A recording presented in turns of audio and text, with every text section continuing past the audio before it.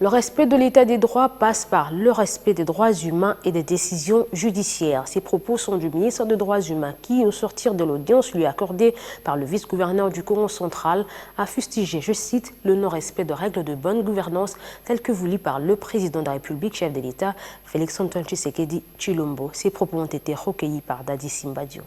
Le président de la République a décidé en toute souveraineté de nous confier le ministère des droits humains en République démocratique du Congo.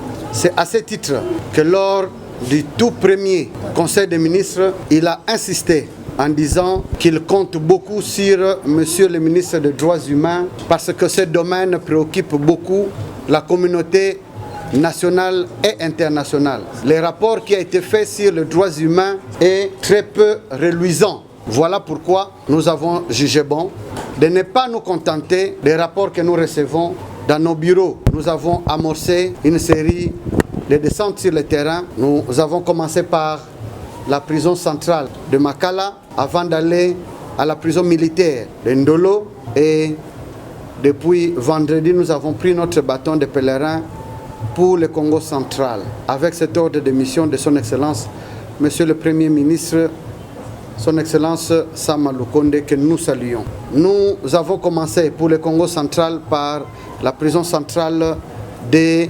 Mbanzangungu, la prison de Sonankulu. Nous sommes arrivés à Matadi, où nous venons de visiter la prison du Kamulaï. Voilà au fait l'un des objets de notre mission. Mais nous ne sommes pas arrêtés à la visite des prisons. Les droits les plus sacrés parmi les droits fondamentaux, c'est le droit à la vie. Au droit à la vie est rattaché celui de bénéficier de funérailles dignes, reconnues à chacun, tant que faire se peut.